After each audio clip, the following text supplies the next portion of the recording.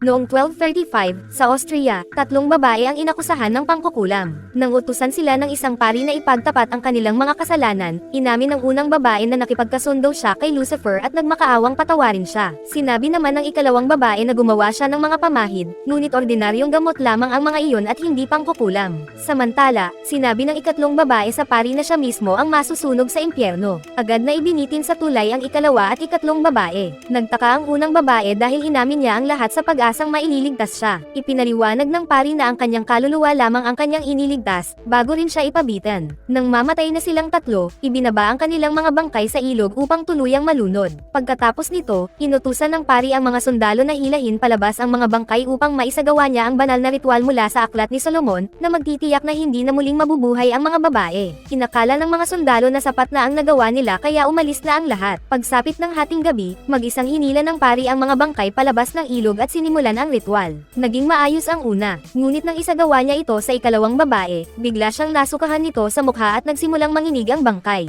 Gayunpaman, muli rin itong naging walang buhay matapos makumplito ang ritual. Nang subukan naman ng pari na hilahin ang ikatlong bangkay, biglang hamila pabalik ang lubid at nahulog siya sa ilog. Agad siyang lumangoy papunta sa pampang, ngunit may isang kamay na patuloy na humihila sa kanya pabalik sa tubig. Matapos ang matinding pakikipagbuno, nakalabas din siya sa ilog at bumalik sa tulay upang kunin ang aklat. Bigla namang lumipad palabas ng tubig ang ikatlong bangkay at sinunog ang aklat. Pagkatapos noon, isinabot ng babae ang pari sa tulay. Noong 1332, sa Turkey, nagharap ang dalawang makapangyarihang hukbo sa gitna ng disyerto sa panahon ng Crusades. Nagkasundo sina Behmen at Felsen na ang sinumang makakapatay ng mas maraming kalaban ay libre sa inuman. Napakatindi ng labanan at napakaraming sundalo ang namatay sa magkabilang panig sa bawat sandali. Sa kabila nito, patuloy pa ring nag-aasaran sina Behmen at Felsen habang nakikipaglaban. Kinagabihan, ipinagdiwang ng dalawa ang kanilang tagumpay sa isang tavern na puno ng alak at mga babae. Noong 1334, muling sumabak sina Behmen at Felsen sa isa na namang mabagsik na labanan sa Libya. Libu-libong tao ang muling namatay habang inuutusan ng simbahan ang mga sundalo na patayin ang lahat ng itinuturing na erehe. Noong 1337, sumiklab na naman ang isang labanan sa Turkey sa kalaliman ng gabi. Nagpatuloy ang banal na digmaan hanggang 1339, at ang makapal na nyebe ay halos nagpalabo sa kanilang paningin. Isang pari ang walang tigil na naghihikayat sa kanila na pumatay, ngunit napansin na ni Felsen na tila napakarami ng kaway ng Diyos. Noong 1344, sa Greece, pinasabog ng mga katapulta ang isang lungsod bago tuluyang wasakin ng hukbo ang malaking tarangkahan nito. Dahil itinuturing na mga infidel ang lahat ng tao roon, walang awang pinatay hindi lamang ang mga sundalo kundi pati ang mga ordinaryong sibilyan. Napatigil si Behmen nang mapagtanto niyang nakapatay siya ng isang inosenteng babae. Napatingin siya sa paligid at nakita ang napakaraming pamilyang nakahandusay na wala ng buhay. Napansin din ni Felsen ang malawakang masaker, at nagkatitigan ang dalawa habang sabay nilang naunawaan ang katotohanan. Pagkatapos ng labanan, nakipagtalo si Behmen sa pari dahil hindi siya naniniwalang gugustuhin ng Diyos na pumatay sila ng mga babae at bata. Nang magsimulang maging marahas ang pari, ipinahayag ni Behmen at Felsen na tuluyan na silang humihinto bilang mga mandirigma. Makalipas ang isang buwan, dumating ang dalawa sa Austria. Ngunit matapos silang maglakad ng maraming oras, wala silang nakitang kahit isang tao. Nang pumasok sila sa isang bahay sa bukid, hinila nila ang kumot sa isang kama at tumambad sa kanila ang isang buong pamilyang namatay dahil sa isang hindi kilalang sakit. Biglang gumalaw ang isa sa mga bangkay, ngunit agad din itong bumagsak muli. Nagpasya sina Behmen at Felsen na sunugin ang bahay bago sila umalis. Kalaunan, nakarating sila sa isang lungsod kung saan bumungad sa kanila ang mga tambak na bangkay, mga taong may sakit sa bawat sulok, at iilang malulusog na nagmamakaawang isama sila palayo roon. Ipinaliwanag ni Johann, isang gwardya, na mahigit 3.5 years nang kumakalat ang salot sa buong lupain at hanggang ngayon ay wala pa ring natatagpo ang lunas. Dahil dito, kinailangan pa niyang ilibing gamit ang sarili niyang mga kamay ang kanyang asawa at mga anak. Pagkatapos nito, bumili sina Behmen at Felsen ng mga bagong kabayo. Habang inililipat ng batang tagapag-alaga ng kwadra ang kanilang mga gamit, aksidente niyang naihulog ang kanilang mga espada. Dahil dito, lumitaw ang simbolo sa hawakan ng mga espada, at nalaman ng mga tao na sila ay mga tumakas na banal na kabalyero. Agad silang pinalibutan ng mga gwardya at sumiklab ang labanan. Ginawa ni Behmen at Felsen ang lahat upang ipagtanggol ang kanilang sarili at nakapagpabagsak pa sila ng ilang kalaban. Ngunit dahil mas marami ang mga gwardya, tuluyan silang natalo at nabihag. Pagkatapos, sinuri ni Pari de Velzac ang espada upang makumpirmang tunay ng mga banal na kabalyero ang dalawa. Dinala niya sila sa kardinal, na nakarete sa higaan dahil sa sakit at napapalibutan ng mga manggagamot. Narinig na ng kardinal ang kabayanihan ni Behmen at Felsen, kaya binigyan niya sila ng isang misyon. Kailangan nilang ihatid ang pinaniniwalaan Naniniwala ang mangkukulam na siyang nagsimula ng salot papunta sa Abbey of Severac kung saan magsasagawa ang mga monghe ng isang ritual upang alisin ang kanyang kapangyarihan at wakasan ang salot. Gayunpaman, sinabi ni Beman at Felsen na hindi na sila naglilingkod sa simbahan, kaya ipinakulong sila sa piitan. Sa loob ng selda, nakilala nila si Anna, na mukhang isang ordinaryong dalaga lamang. Hindi makapaniwala si Beman na isa itong mangkukulam. Sa halip, inisip niyang pinilit lamang ito ng simbahan na umamin. Nang makatulog sila, parehong binangungot ang dalawa tungkol sa mga inosenteng taong napatay nila. Nagising si Beman matapos niyang makita sa kanyang panaginip ang babaeng napatay niya. Pagkatapos nito, narinig niyang umiiyak si Anna at napansin niyang puno ng mga pasa ang likod nito. Makalipas ang ilang sandali, sinabi ng dalawang kabalyero kay de Velzac na tatanggapin nila ang misyon kung papayag ang simbahan na bigyan si Anna ng patas na paglilitis at ibasura ang lahat ng kanilang mga kaso. Sa opisina, ipinaliwanag ni de Velzac na aabutin sila ng 6 days bago makarating sa Abbey. Ngunit itinuro ni Johan at ng dalawang kabalyero na napakadelikado ng rutang kanyang napili at kailangan nila ng isang taong tunay na kabisado ang lugar. Dinala sila ni de Velzac kay Hagomar, isang manloloko na naghihintay na lamang ng kanyang pagbitay. Dahil kabisado nito ang buong lupain, pumayag silang patawarin siya kapalit ng paggabay sa grupo patungo sa Abbey. Ngunit kapag sinubukan niyang tumakas, agad siyang papatayin. Samantala, natutulog si Anna sa kanyang selda dahil nilagyan ng pampatulog ang kanyang pagkain. Nang subukan ni de Velzac na alisin ang kanyang mga kadena, bigla siyang nagising at sinunggaban ang pari upang sakalin ito. Agad na hinila ni Johan ang mga kadena upang mapigilan siya, ngunit tumalon naman si Anna papunta kay Johan. Dahil dito, mabilis na sumugod sina Beman at Felsen upang hulihin siya at tuluyang mawalan ng malay. Pagkatapos, ikinulong si Anna sa isang hawla habang patuloy siyang iniinsulto ng mga tao nang tuluyan nang umalis ang grupo. Samantala, namatay ang Cardinal dahil sa salot. Habang nasa paglalakbay, naitanong ni Johan kung paano nahuli si Anna. Ipinaliwanag ni de Velzac na natagpuan nila itong pag-alagala sa labas ng lungsod habang may binubulong na mga salitang walang sino man ang nakakaunawa. Pagkalipas ng 2 weeks, nilamon ng salot ang buong lungsod. Nabalitaan din nilang ganoon din ang nangyari sa bawat lugar na pinuntahan ni Anna. Gayunpaman, itinuro ni Johan na wala namang nakakitang mangkukulam sa kanilang nayon, ngunit dumating pa rin ang salot. Samantala, sinabi ni Felsen kay Beman na napakalakas ni Anna, kaya malinaw na may kakaiba talaga rito. Sa mismong sandaling iyon, napansin nilang may isang kaina-hinalang taong sumusunod sa kanila, kaya nagpasya silang gumawa ng bitag. Iniwan nila ang hola sa gitna ng daan, at nang subukang lapitan iyon ng estranghero, agad siyang hinarangan ni Beman gamit ang kanyang espada. Nakilala ni de Velzac ang lalaki bilang si Kay, isang altar boy na dating nagsilbi sa Cardinal. Ipinaliwanag ni Kay na isa ring kabalyero ang kanyang ama, at gusto niyang tulungan ang grupo upang balang araw ay maging kabalyero rin siya. Pinagtawanan naman ni Felsen ang ideya na magiging kapaki-pakinabang sa labanan ang isang altar boy at nakipagtalo pa rito. Dahil ininsulto siya ni Felsen, gumanti rin ng insulto si Kay. Kaya nagpasya si Felsen na subukan ang kanyang kakayahan sa pamamagitan ng isang maikling duelo. Nagsimula ang kanilang labanan sa espada, at ipinakita ni Kay na matagal na siyang nagsasanay dahil nagawa niyang salagin o iwasan ang bawat pag-atake ni Felsen. Bagamat baguhan pa rin siya, nagwagi pa rin si Felsen sa huli. Gayunpaman, sinabi ni Beman na sapat na ang kanyang husay upang sumama sa kanilang paglalakbay. Pagsapit ng gabi, huminto muna ang grupo upang magpahinga. Habang nagpapahinga ang grupo, dinalhan ni Beman ng pagkain si Anna. Sinabi ni Anna na mabait siya, hindi tulad ni de Velzac na responsable sa mga sugat na nasa kanyang katawan. Pagkatapos, ikinwento ni Anna ang tungkol sa isang dalaga sa kanilang nayon na inakusahan na isang mangkukulam.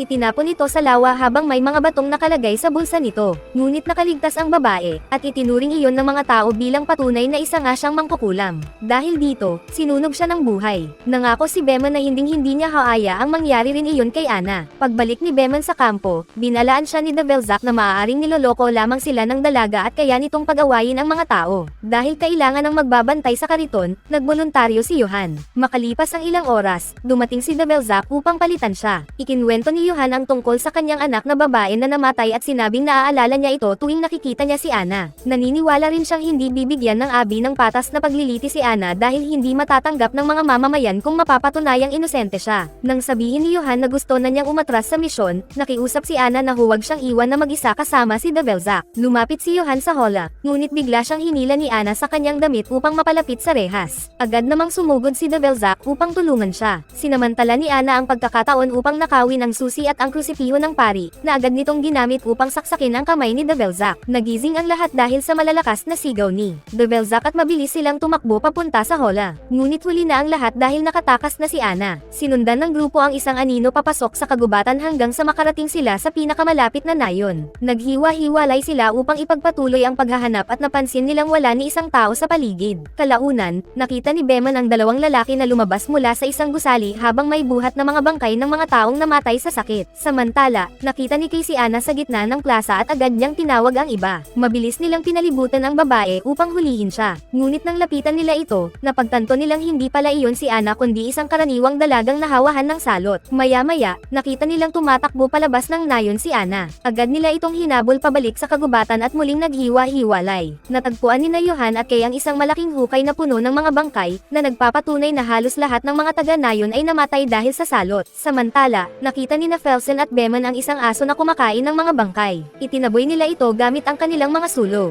Biglang narinig ni Johan ang boses ng kanyang anak na babae na tumatawag sa kanya. Sinundan niya ang tinig sa gitna ng dilim at nagsimula siyang makakita ng mga ilusyon. Habang papalapit siya sa inaakala niyang anak, biglang nabunyag na si Kay pala ang kanyang sinusundan. Paglingon ni Kay, nakahanda na ang kanyang espada. Hindi niya namalayang nasaksak niya si Johan. Tuluyan itong namatay habang naniniwalang kasama niya ang kanyang anak. Agad na tinawag ni Kay ang iba at nanginginig na sinabi ang nangyari. Habang sinusuri ni Beman ang bangkay ni Johan, may narinig namang ingay si Felsen. Nakita niya si Ana, na agad siyang ibinagsak sa lupa at sinakian upang patayin. Mabilis na hinila ni Beman si Ana palayo at inihagi siya sa isang malaking bato. Ngunit tila walang anumang epekto iyon sa kanya. Hindi na siya umuungol gaya ng dati. Sa halip, umiiyak siyang nagmakaawa at ipinaliwanag na tumakas lamang siya dahil ayaw na niyang saktan pa siya ni Develzak. Kinabukasan, inilibing ng grupo si Johan. Iginiit ni Develzak na si Ana ang kumokontrol kay Johan at siya rin ang dahilan ng pagkamatay nito. Naniniwala rin siyang kaya nitong makita ang kainaan sa puso ng bawat isa at gamitin iyon laban sa kanila. Habang nagpapatuloy ang kanilang paglalakbay, nakipag-usap si Ana kay Beman at nagpasalamat sa kabutihan nito. Iginiit niyang nagsisinungaling si Develzak at wala siyang ginawang masama kay Johan. Nang mapansin niyang mabigat ang loob ni Beman, iniabot niya ang kanyang kamay upang aliwin ito. Ngunit tumanggi si Beman na lumapit. Samantala, hindi mapakali si Kay dahil pakiramdam niya ay siya ang nakapatay kay Johan. Pagkaraan ng ilang oras, napahinto ang grupo sa gilid ng isang bangin. Mukhang marupok ang tulay, at sinabi ni Hagomar na mas maayos ang kalagayan nito noong huli niya itong nakita. Gayunpaman, sinimulan pa rin ni Beman ang pagtawid habang maingat niyang iniiwas ang kanyang kabayo sa mga butas ng tulay. Sa huli, nakatawid silang lahat sa kabilang panig,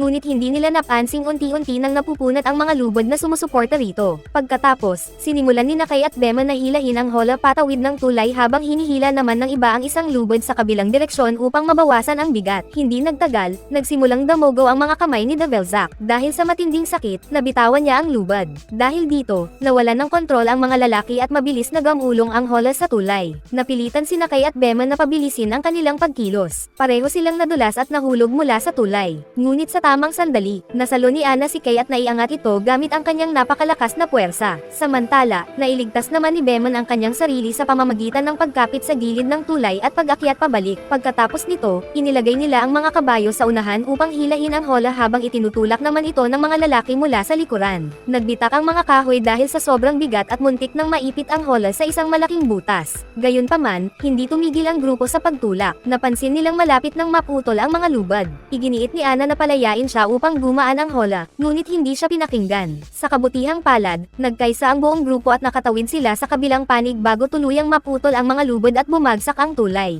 Habang nagpapasalamat si Kay kay Ana, nilinis naman ni Beman ang mga sugat sa kamay ni Develzak gamit ang alak. Nagpatuloy ang kanilang paglalakbay, ngunit inis na inis ang grupo sa makapal na hamog dahil halos wala na silang makita sa unahan. Iginiit ni Hagomar na kabisado niya ang daan, ngunit hindi niya ito mahanap, kaya nagpa siya si Beman na magkampo muna sila hanggang sa luminaw ang paligid. Nang maglaon, habang kinukumusta ni Beman si Ana, tinanong niya ito tungkol sa pambihirang lakas na ginamit nito upang iligtas si Kay. Tinanong naman siya ni Ana kung naniniwala ba siyang isa siyang mangkukulam. Sa mismong sandaling iyon, paulit-ulit na namatay at muling nagliyab ang apoy ng kanyang sulo. Pagkatapos, tinanong siya ni Ana kung natatakot ba siya rito. Sa halip na sumagot, tinakpan na lamang ni Beman ang hola. Kinagabihan, muling napanaginipan ni Beman ang mga inosenteng taong napatay niya. Ngunit sa pagkakataong ito, nagbago ang anyo ng babaeng nasa kanyang panaginip at naging si Ana, na dahan daw ang sumisipsip ng dugo mula sa kanyang mga daliri. Sa sandaling iyon, nagising si Beman at nakita niyang nakatayo si Hagomar sa harap ng hola habang may hawak na pana. Nang hingan siya ni Beman ng paliwanag, sinabi ni Hagomar na kailangan nilang patayin si Ana bago pa ito makapatay ng isa pa sa kanila. Ihahanda na sana ni Hagomar ang kanyang pana, ngunit agad siyang hinarang ni Felsen dahil tutol ito sa kanyang balak. Biglang umalulong si Ana,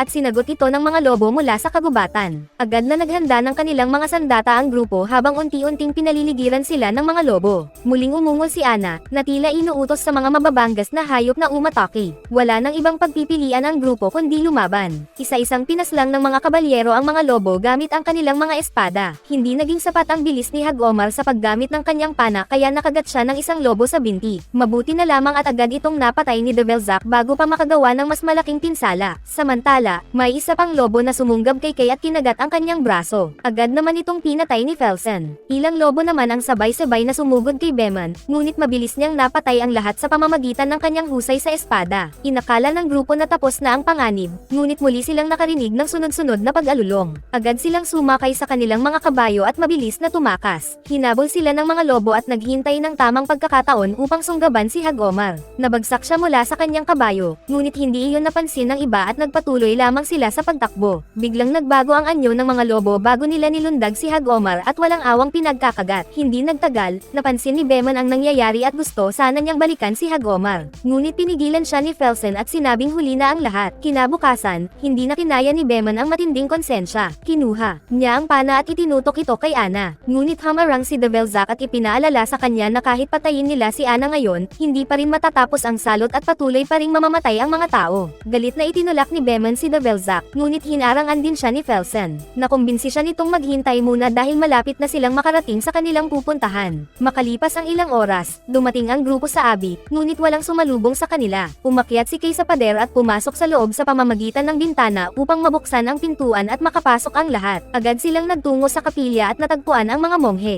Ngunit huli na ang lahat dahil patay na silang lahat sanhi ng salot. Gusto nang umalis ni Beman at sinubukan niyang hilahin si Develzac palayo, ngunit nanatili lamang ang pari sa pagdarasal. Bigla silang nakarinig ng isa pang tinig na kasabay nitong nagdarasal. Nang hanapin nila ang pinanggagalingan nito, natuklasan nilang may isa pang monghe na buhay pa. Itinuro ng monghe ang isang aklat na nasa altar bago rin ito tuluyang nalagutan ng hininga. Kinumpirma ni Develzac na iyon ang aklat ni Solomon na naglalaman ng ritual na kailangan nila. Mabilis silang lumabas. Binuhusan muna ni Develzac ng banal na tubig ang hola bago niya sinimulang bigkasan ang ritual. Habang nagwawala ang mga kabayo, tinawag siya ni Ana na isang mapagkunwari. Sinabi nitong mas marami pang taong napatay ang simbahan kaysa sa mga digmaan at taggutom. Hindi siya pinansin ni Develzac at ipinagpatuloy ang ritual. Ngunit ginamit ni Ana ang kanyang kapangyarihan upang palalin ang sugat sa kamay ng pari, dahilan upang mapasigaw ito sa matinding sakit. Pagkatapos, kinutya niya si Beman at sinabing hindi mababawi ng pagliligtas sa kanya ang lahat ng inosenteng taong napatay nito. Biglang nagbago ang kanyang boses at naging katulad ng pari noong panahon ng Crusades. Isa-isa niyang inulit ang lahat ng sinabi ng pari noon upang bigyang katwiran ang digmaan, mga bagay na hindi naman niya dapat alam. Doon napagtanto ni Develzac na hindi pala mangkukulam si Ana. Isa lamang siyang ordinaryong babae na sinapian ng isang sinaunang demonyo. Mabilis niyang binuklat ang aklat at nagsimulang bigkasan ang ritual ng eksorsismo. Biglang umihip ang napakalakas na hangin at unti-unting nagdilim ang kalangitan. Habang marahas na inaalog ni Ana ang hola, dahan-dahan naman itong nasusunog. Nagbago ang kanyang mukha at naging anyong demonyo bago siya tuluyang lumabas sa hola. Sinubukan siyang sugurin ng mga kabalyero, ngunit madali lamang niya silang itinulak palayo. Sapat na ang pagkakataong iyon upang mabuhusan siya ni Develzac ng banal na tubig. Agad niyang inilabas ang kanyang malalaking pakpak at lumipad palayo. Pagkatapos nito, naghanap ang grupo ng mas marami pang banal na tubig. Sinabihan ni Beman si Kay na umalis na lamang, ngunit tumanggi ang binata at sinabing handa niyang isugal ang kanyang buhay upang makatulong. Bilang gantimpala, ginawaran siya ni Beman bilang isang ganap na kabalyero. Nang tanungin ni Kay kung karapat-dapat na ba talaga siya sa titulong iyon, tiniyak ni Felsen na mapapatunayan niya iyon. Pagkatapos, nagsimula silang hanapin ang demonyo. Naniniwala si Beman na iyon talaga ang nais nitong mangyari mula pa sa simula, dahil sina Hagomar at Johan lamang ang pinatay nito nang subukan nilang pigilan ang misyon. Sa loob ng isang opisina, natagpuan nila ang isang patay na monghe na nakatali sa mesa. Napansin ni Develzac na kinokopya nito ang aklat ni Solomon. Habang sinusuri nila ang paligid, natuklasan nilang marami pang ibang monghe ang gumagawa rin ng mga kopya.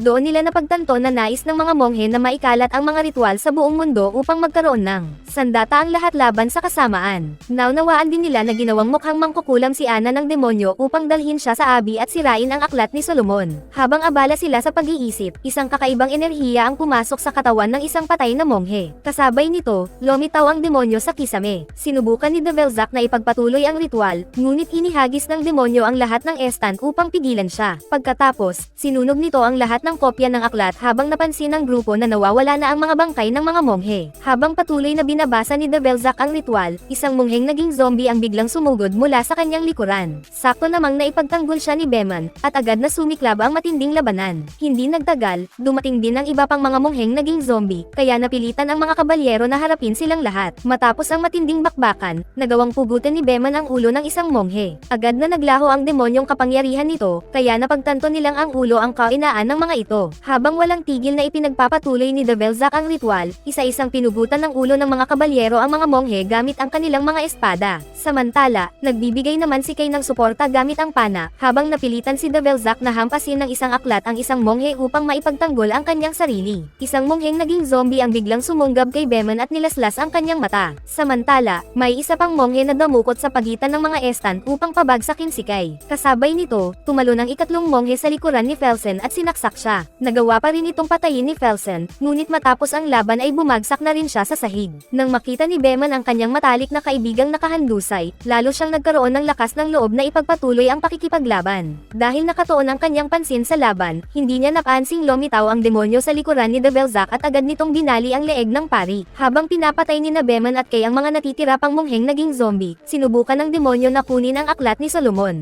Ngunit nang hawakan nito ang aklat, biglang nasunog ang kanyang mga kamay. Agad na sinipa ni Beman ang aklat upang mailayo ito. Dahil dito, galit na galit ang demonyo at sinunggaban siya sa leeg bago siya ibinagsak sa pader. Ipinaliwanag ng demonyo na ilang siglo nitong ginugol ang pagsira sa lahat ng kopya ng aklat, at ang hawak nila ang huling natitirang kopya. Nang handang papatayin na ng demonyo si Beman, biglang niyakap ito ni Felsen mula sa likuran upang mapilitang bitawan ang kanyang kaibigan. Lumingon ang demonyo, at 2 beses itong inuntog ni Felsen sa ulo, ngunit wala itong naging epekto. Biglang ibinalot ng demonyo ang malalaking pakpak nito kay Felsen at sinunog siya hanggang sa wala nang natira kundi abo. Sa mismong sandaling iyon, pinulot ni Kay ang aklat at ipinagpatuloy ang pagbigkas ng ritual. Sinubukan siyang pigilan ng demonyo, ngunit agad itong sinunggaban ni Beman at itinarak ang mga pakpak nito sa pader. Kahit nakapako ang demonyo, nagawa pa rin itong paulit-ulit na saksakin si Beman gamit ang matutulis nitong kuko. Sa kabila ng kanyang mga sugat, nanatiling matatag si Beman upang mabigyan si Kay ng sapat na oras na matapos ang ritual. Sa huli, natapos ni Kay ang ritual habang nasa tabi niya si Ana. Kaagad na nagsimulang masunog ang demonyo. Isang napakaliwanag na liwanag ang lumabas mula sa katawan ni Ana. Sinubukan pang lumipad ng demonyo upang makatakas, ngunit sumabog ito sa himpapawid. Pagkatapos ng lahat, nilapitan ni Kay si Beman upang tingnan ang kanyang kalagayan. Sa kanyang mga huling